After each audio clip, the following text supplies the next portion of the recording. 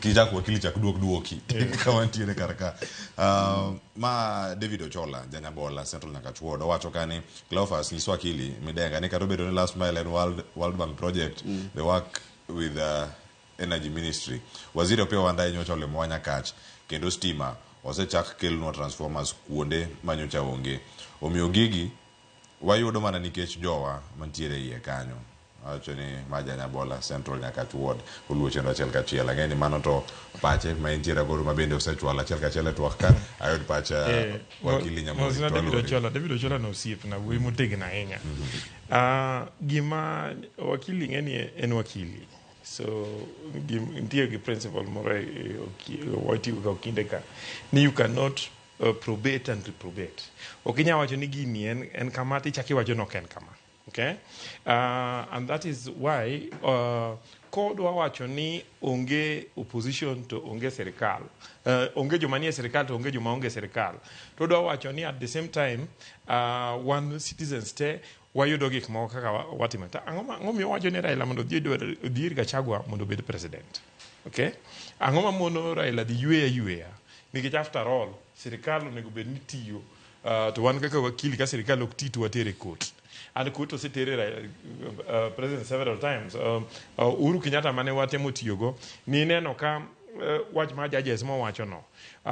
for almost 5 years Uhuru Kenyatta nodagi appoint judges moko nikech no feel mago judges moko dwa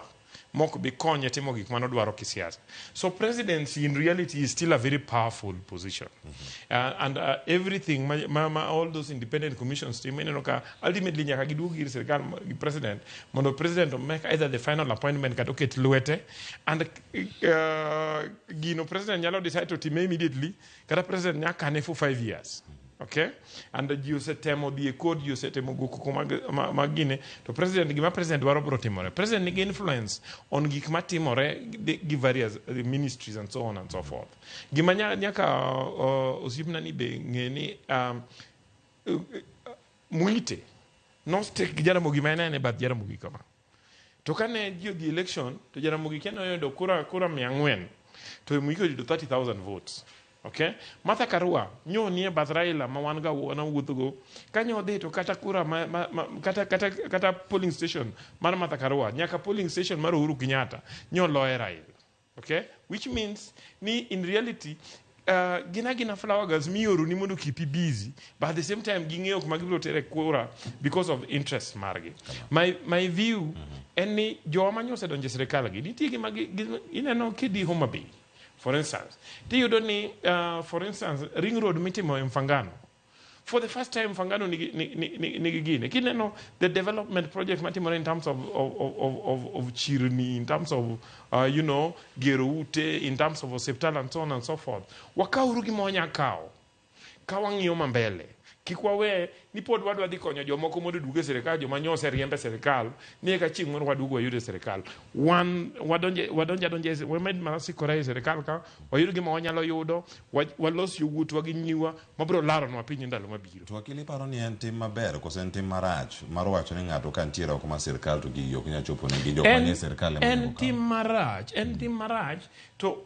you see we have been so theoretical since 1963 ni wadwa timo gik moko kako nego time omiyo ne wawacho ni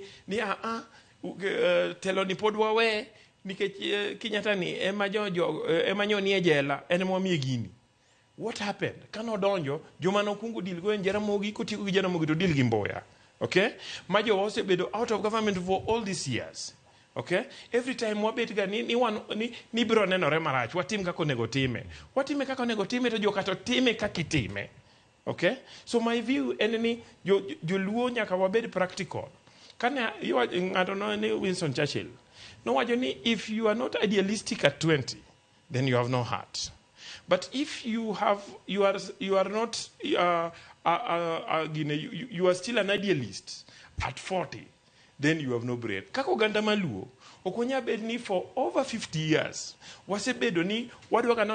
watim gi kako nego timre to wane mwasafa king your life expectancy mipimo wagi joma sawa king yo joma nigi access to water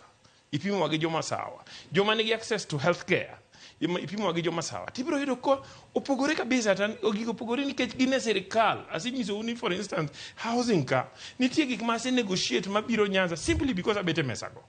Okay? And adwa nyiso jowa donjuru mondo ubede mesni mesa mora mora moyudo kani nono dimondi ndanyisi enda ni kanyo tiwacho ni ana support William Ruto tabiro ka weura bed ka ang'o mani ka manyatelo ni jothurwa erokamano magi kanyo kora mogo jago